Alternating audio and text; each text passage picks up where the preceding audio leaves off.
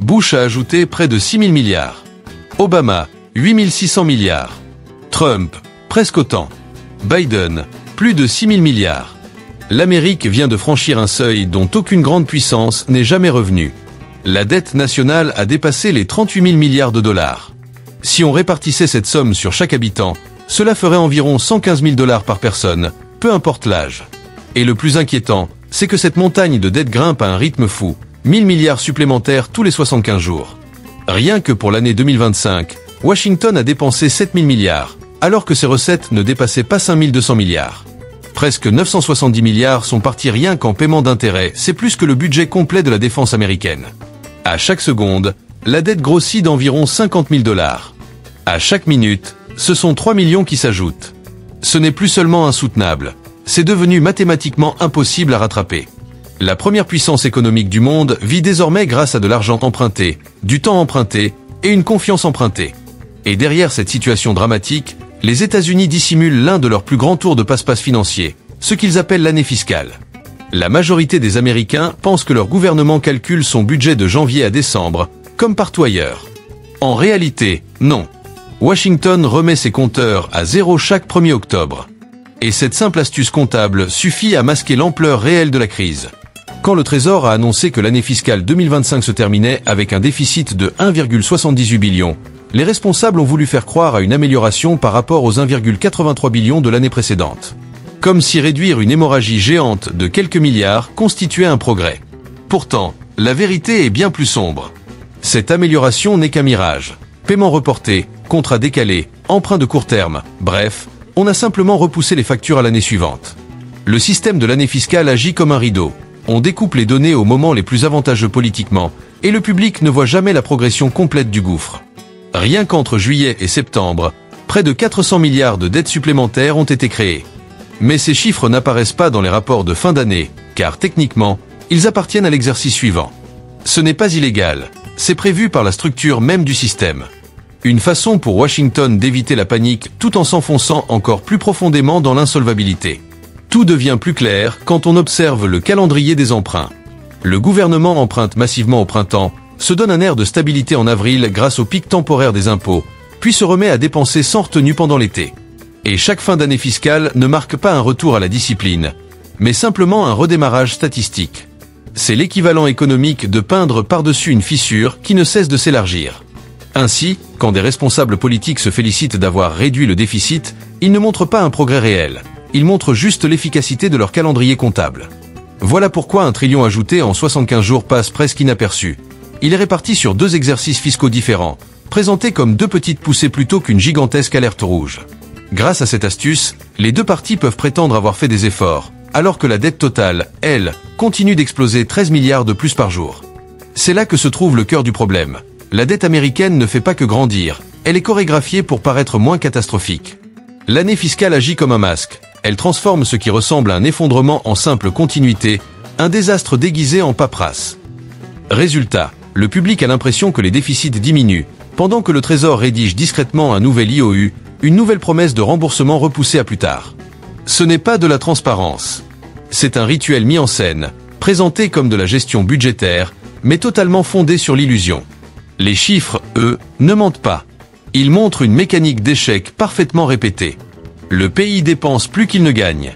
Pour combler cet écart, il emprunte. Pas une fois, pas temporairement, en permanence. Chaque dollar dépensé crée un nouveau dollar de dépendance. Et le cycle ne s'arrête jamais. Il s'accumule, mois après mois. En 2025, il n'y a pas eu un seul mois réellement stable. Les quelques moments où les comptes semblent dans le vert, principalement en avril, ne sont que des mirages créés par l'afflux des déclarations d'impôts. Une fois cet argent encaissé, tout repart immédiatement en déficit, et le Trésor recommence à emprunter. Tous les autres mois affichent du rouge, encore du rouge, toujours du rouge. Les rares surplus servent juste à maintenir l'illusion d'un système qui tiendrait encore debout. Pendant ce temps, dans les coulisses, tout fonctionne grâce à des déficits constants, financés par de nouvelles obligations du Trésor, des promesses de remboursement adressées aux investisseurs, aux gouvernements étrangers, aux fonds de pension, et qui, en réalité, ne sont jamais remboursés entièrement. On se contente de les remplacer par de nouvelles dettes. Un cercle sans fin. Le gouvernement américain ne rembourse plus vraiment ses dettes. Il les refinance encore et encore, comme quelqu'un qui aurait rempli toutes ses cartes de crédit, paierait juste le minimum, puis en ouvrirait une nouvelle pour couvrir la précédente. À la différence près qu'ici, on ne parle pas d'un foyer en difficulté, mais d'une économie de 38 000 milliards de dollars qui fait semblant d'être en bonne santé. Ce fonctionnement donne naissance à ce que certains économistes appellent, très discrètement, une insolvabilité structurelle. Les États-Unis ne sont pas officiellement en faillite, parce qu'ils peuvent toujours créer de nouvelles obligations. Mais si survivre signifie s'endetter sans fin, alors parler de solvabilité devient presque vide de sens. Chaque déficit agrandit le trou. Chaque paiement d'intérêt accélère la chute. L'année fiscale dissimule la réalité par morceaux, mais la machine, elle, la révèle en continu. Et le plus dangereux dans tout ça, c'est qu'il n'y a aucun bouton pause. Impossible d'arrêter les dépenses ou les intérêts sans provoquer un séisme mondial. Le gouvernement n'emprunte pas seulement de l'argent, il emprunte du temps. Chaque obligation vendue achète quelques mois de calme politique. Chaque déficit enregistré est un nouveau tic dans le compte à rebours d'un effondrement financier au ralenti. Au fond, toutes les civilisations suivent le même schéma lorsqu'elles déclinent. Elles consomment plus qu'elles ne produisent. L'Amérique ne fait pas exception. En 2025, l'État fédéral a encaissé 5,23 billions de dollars, mais en a dépensé 7 billions. Ce n'est même plus un déficit à ce stade, c'est une dépendance. Pour chaque dollar collecté, Washington en dépense 1,34. Ce n'est plus une question de gestion ou de politique, c'est une équation qui se désagrège. Plus de la moitié de ces recettes provient directement des impôts sur le revenu des particuliers, environ 2,65 billions, prélevés directement sur les salaires. À cela s'ajoute 1,48 billion issus des cotisations FICA, ces retenues pour la sécurité sociale et Medicare que tout le monde voit disparaître de sa paie. Autrement dit, près de 80% des revenus du pays reposent sur les citoyens ordinaires. Pas sur les grandes entreprises, pas sur les milliardaires, pas sur le commerce international. Sur les travailleurs. En comparaison, l'impôt sur les sociétés rapporte à peine 452 milliards, à peine assez pour financer 6 semaines d'intérêt. Les droits de douane, 195 milliards, des miettes dans un système drogué au trillion. Cette structure montre une réalité brutale. L'argent remonte vers le sommet, mais les coûts, eux, redescendent sur tout le monde. L'économie américaine dépend de la taxation du travail, alors que ses dépenses reposent sur la promesse que le travail futur rapportera miraculeusement plus. Sauf que les mathématiques ne suivent plus, les salaires stagnent, l'inflation grignote le pouvoir d'achat, les recettes fiscales plafonnent et les dépenses sociales explosent. Résultat, un organisme financier qui brûle de l'énergie plus vite qu'il n'en produit. Et le pire, c'est que cette dérive est devenue normale. On rebaptise le surendettement en stimulation, les intérêts en obligations et la fuite en avant comme un investissement. Ces mots servent juste à envelopper une vérité trop lourde à avouer. Les États-Unis fonctionnent désormais comme une économie déficitaire permanente. Les chiffres le confirment. 5 000 milliards collectés, 7 000 milliards dépensés, 1,78 billion empruntés chaque année, sans aucune interruption. À cette échelle, la dette n'est plus un chiffre, c'est un système de dépendance. Chaque dollar emprunté maintient en vie des programmes incapables de fonctionner sans le prochain. Chaque paiement d'intérêt garantit que le suivant sera encore plus lourd. L'Amérique ne finance plus sa croissance. Elle finance l'illusion de stabilité. Et en laissant cet écart se creuser, les fondations même de la première économie mondiale commencent à se fissurer, lentement, mécaniquement, silencieusement. Parce qu'aucun dollar emprunté n'est gratuit. Et aujourd'hui, ce coût est en train de dévorer le système lui-même. En 2025, le gouvernement a versé 970 milliards uniquement en intérêts. C'est plus que le budget de la défense, fixé à 917 milliards. C'est historique. Pour la première fois, les États-Unis paient davantage pour entretenir leurs anciennes dettes que pour protéger leur territoire. Ce n'est pas un hasard. C'est un point de bascule. Près d'un cinquième des impôts collectés, 18,5%, disparaît aussitôt, englouti dans les intérêts. Cet argent ne construit rien, ne répare rien, n'améliore rien. Il s'évapore dans le passé. Voilà comment les empires s'effondrent, pas par une invasion, mais par des intérêts composés. Le Trésor doit payer des intérêts sur 38 000 milliards de dettes, et ces paiements augmentent automatiquement, peu importe les décisions politiques. Même si le gouvernement gelait toutes ses dépenses dès demain, les intérêts continueraient à enfler trimestre après trimestre. Contrairement aux autres programmes, les intérêts, eux, ne se négocient pas. Ils doivent être payés, quitte à emprunter encore plus pour y parvenir. Une spirale qui s'alimente elle-même. La Réserve fédérale essaie bien d'agir en ajustant ses taux, mais cet outil perd son efficacité. Si elle augmente les taux, le coût de la dette explose. Si elle les baisse, l'inflation repart. Ce n'est plus un choix entre une bonne ou une mauvaise option, mais entre une lente destruction ou une chute brutale. Et même si les taux retombaient proches de zéro, cela ne sauverait pas grand-chose. Avec 38 000 milliards de dettes, une variation d'un seul % représente 380 milliards supplémentaires à payer chaque année. Voilà le piège. La dette américaine est devenue tellement massive que les intérêts sont désormais le moteur principal de la croissance, mais un moteur qui ne produit absolument rien. Chaque obligation renouvelée, chaque déficit financé, ne fait que gonfler le poids total. Le pays emprunte de l'argent pour payer les intérêts de l'argent emprunté il y a des décennies. Ce n'est plus de l'économie, c'est une autodévoraison, maquillée en politique budgétaire. Le mécanisme qui servait autrefois à construire des routes, des écoles ou des infrastructures ne soutient plus qu'une seule chose, le poids de ses propres promesses. La machine à intérêt ne s'arrête jamais, ne vote pas, ne négocie pas. Elle collecte, encore et encore.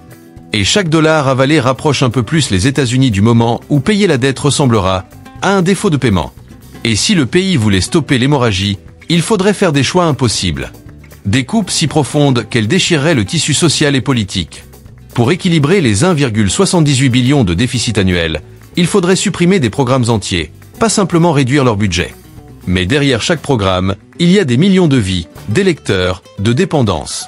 C'est pour cela que rien ne change. Le problème n'est plus politique. Il est terminal. Prenons un exemple. La sécurité sociale, la plus grande dépense fédérale, coûte 1,5 billion par an. Même en la supprimant totalement, le budget ne serait pas équilibré. Étage 72 millions d'Américains comptent sur ces chèques pour survivre. Couper un centime provoquerait une révolte nationale. Même scénario pour Medicare et Medicaid, plus de 1,4 billion à eux deux. Les réduire provoquerait une crise sanitaire et un effondrement de la confiance publique. Et les intérêts, près de 1000 milliards, sont intouchables.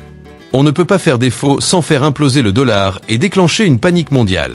C'est justement parce que ces obligations étaient censées être sans risque que le monde entier détient des bons du Trésor.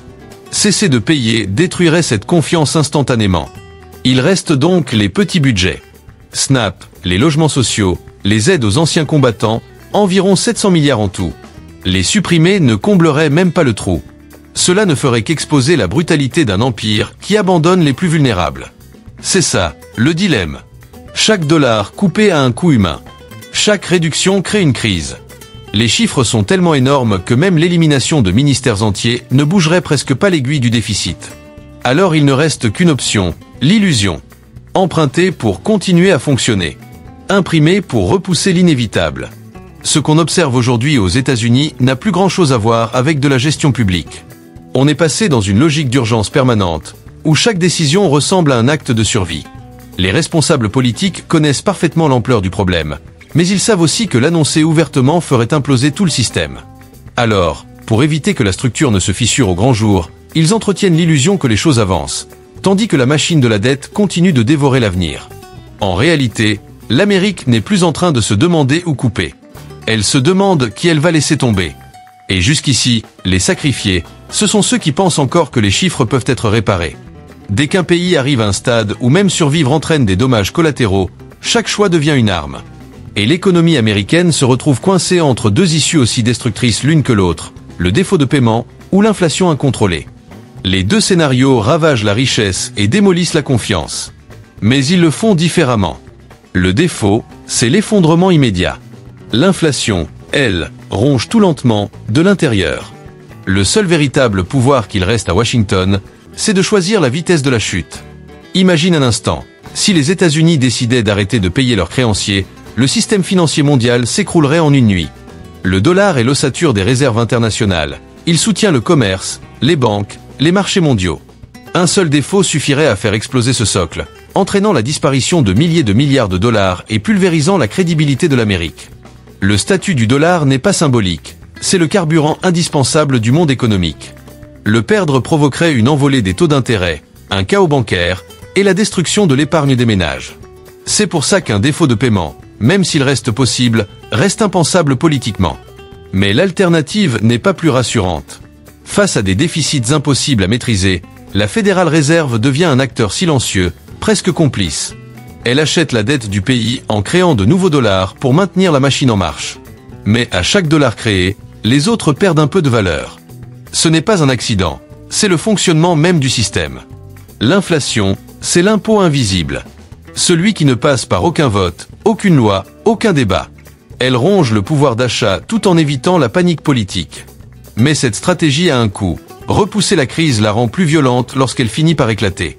Avec des taux autour de 4%, le gouvernement verse déjà près d'1 millier de milliards de dollars d'intérêts par an. Baisser les taux permettrait d'économiser un peu à court terme, mais relancerait immédiatement l'inflation, frappant de plein fouet les consommateurs et effaçant les maigres gains salariaux. Le pays se retrouve dans une impasse où il n'existe plus de bonne option. Seulement deux versions différentes du déclin. C'est ça, la véritable impasse monétaire. D'un côté une explosion mondiale, de l'autre une lente décomposition interne. Chaque action du gouvernement ne fait qu'alimenter un feu pour en éteindre un autre. L'Amérique ne cherche plus à avancer, mais à retarder l'inévitable. Et pour comprendre comment on en est arrivé là, il suffit de suivre la chronologie. Chaque administration promettait la discipline budgétaire, pour finir par dépenser encore plus que la précédente. Pas par idéologie, mais parce que le système lui-même pousse dans cette direction. La dette publique n'est pas une affaire de droite ou de gauche. C'est une dépendance collective. À chaque passage de relais à la Maison-Blanche, le nouveau président trouvait déjà une bombe financière prête à exploser. Et plutôt que de désamorcer le mécanisme, il rallongeait le minuteur. Bush a ajouté près de 6 000 milliards. Obama, 8 600 milliards. Trump, presque autant. Biden, plus de 6 000 milliards. Aucun n'a inversé la tendance. Les raisons changent, guerre, crise économique, pandémie, relance, mais le résultat reste identique, toujours plus de dettes. Et pour maintenir l'illusion, on maquille la réalité. On se félicite de baisse marginale de déficit, on parle de reprise économique, on célèbre la création d'emplois, tout en finançant ces mêmes emplois par de la dette. Le pays emprunte pour payer ses factures, puis emprunte encore pour rembourser ce qu'il a emprunté. L'optimisme devient une stratégie de communication, pas un reflet des fondamentaux. Pendant ce temps, les deux partis perpétuent la même logique. Les uns défendent des réductions d'impôts qui réduisent les recettes. Les autres protègent des programmes sociaux qui augmentent les dépenses. Les deux creusent le trou qu'ils prétendent vouloir combler. La vérité est simple, aucun camp ne veut faire les sacrifices nécessaires. Parce que ces sacrifices coûtent des votes. Alors on continue. On augmente le plafond de la dette. On signe des accords à la dernière minute. On rajoute 1 trillion par-ci, 1 trillion par-là. Et chaque fois, on annonce ça comme une solution, alors que ce n'est qu'un report. Le résultat ? La dette publique est devenue le seul projet bipartisan réellement efficace. Elle augmente sans interruption, peu importe qui gagne les élections. Cette illusion fonctionne parce qu'elle rassure. On parle de croissance, de rétablissement, d'emploi record, mais derrière ces mots, la dette continue de grimper sans pause. Les chiffres, eux, ne se laissent pas manipuler. La note américaine a été dégradée. La confiance internationale se fissure. Les investisseurs étrangers réduisent progressivement leur exposition aux obligations américaines. Ce qui reste, c'est un décor, une monnaie encore puissante, mais vidée de sa solidité intérieure. Ce discours politique autour de l'espoir n'est pas un projet. C'est un anesthésiant. Une manière d'engourdir la population pendant que la situation se dégrade lentement mais sûrement. Toutes les crises de dette finissent par atteindre un point où la logique arithmétique prend le dessus sur la politique. Un moment où plus aucune mesure budgétaire ne peut inverser la courbe. L'Amérique approche précisément de ce seuil. Sa dette augmente plus vite que sa capacité à produire des richesses. Une économie qui dépense plus qu'elle ne génère finit par s'écrouler sous son propre poids. Les signes ne manquent pas. Un coût des intérêts qui flirte avec les 1 000 milliards par an, des déficits supérieurs à 6% du PIB, et un modèle où l'emprunt remplace l'activité réelle. Ce n'est pas une tension passagère. C'est une mécanique de dégradation. L'effondrement ne se présentera pas comme une catastrophe soudaine. Il se manifestera discrètement, par une hausse progressive des taux, une disparition des acheteurs internationaux et une confiance qui s'effrite. C'est déjà en cours. Les investisseurs exigent des rendements plus élevés, ce qui renchérit encore la dette. Et plus la dette augmente, plus les taux montent. Un cercle vicieux qui a déjà fait chuter des empires. À ces niveaux, même de petites variations deviennent explosives. Un simple point de plus sur les taux d'intérêt représente environ 380 milliards supplémentaires en paiement annuel. Une récession, même légère, effondrerait les recettes fiscales tout en augmentant les dépenses publiques. Les taux se referment. Le gouvernement ne peut pas réduire massivement ses dépenses. Il ne peut pas faire défaut. Il ne peut pas croître assez vite pour compenser. Il ne peut qu'emprunter ou imprimer, ce qui aggrave encore la situation. L'économie américaine avance désormais par inertie. Les marchés boursiers prospèrent grâce à la liquidité, pas grâce à la productivité. La consommation dépend du crédit, pas des revenus. Tous les indicateurs qui semblent positifs reposent sur une base artificielle. Et lorsque la liquidité se tarira, le décor se fissurera. Il existe un seuil qu'aucune superpuissance n'a jamais franchi sans tomber. Celui où les paiements d'intérêts dépassent les dépenses discrétionnaires et commencent à absorber une part dangereuse des revenus. L'Amérique se rapproche de ce point de rupture. Une fois dépassé, il n'y a plus d'ajustement possible. Seulement un reset brutal. Mais le début de la chute ne ressemblera pas à une panique générale. Il commencera par le silence. Par des marchés qui se tendent, des devises qui glissent, des obligations qui trouvent moins d'acheteurs. Jusqu'à ce que le monde réalise que l'actif autrefois considéré comme le plus sûr est devenu une menace pour le système entier. Le compte à rebours ne s'annonce pas. Il est déjà actif. L'illusion de contrôle se dissipe. Les chiffres ne sont plus des abstractions. Ils deviennent les signes vitaux d'un système qui étouffe. Les 38 000 milliards de dettes américaines ne sont pas juste un chiffre sur un tableau. C'est la facture de décennies de promesses financées à crédit. Chaque trillion supplémentaire n'est pas un moteur de croissance. C'est une couche de plus sur un édifice qui s'effrite. Les États-Unis ne financent plus leur futur. Ils financent leur passé. Les intérêts des erreurs d'hier consomment l'énergie de demain. Et chaque dollar imprimé n'ajoute pas de richesse. Il dilue celle qui existe. L'inflation n'est pas un accident de parcours. C'est la preuve d'un déni collectif. L'empire avance encore, mais son moteur ne tourne plus grâce à la production ou à l'innovation. Il tourne grâce à l'inertie, à la nostalgie et à la réputation d'une puissance qu'il ne soutient plus. Aucune civilisation n'a traversé un tel niveau d'endettement sans en payer le prix. Rome a triché avec sa monnaie. L'Empire britannique a perdu sa suprématie sous le poids de ses dettes de guerre. L'Amérique se retrouve aujourd'hui face à son propre verdict, non pas à cause d'un ennemi extérieur, mais à cause de ses propres calculs. Les chiffres se retournent contre leur créateur. Et ce qui vient ne sera pas une explosion spectaculaire. Ce sera une lente désagrégation. Une confiance qui s'effrite, une monnaie qui se fragilise, des obligations que plus personne ne veut. Le silence remplacera la panique. Le doute remplacera la certitude. Et la promesse en laquelle tout le monde croyait cessera soudain d'être crédible. Pendant des décennies, la dette a servi de couverture, d'illusion, de tranquillisant. Aujourd'hui, elle exige réparation, non pas en dollars, mais en confiance, en valeur, en crédibilité. Ce n'est ni une prophétie, ni une exagération. C'est la trajectoire visible d'un pays qui refuse de regarder ses propres chiffres en face. Ce ne sont pas que des données économiques. C'est la fin d'un cycle. La fin d'une ère.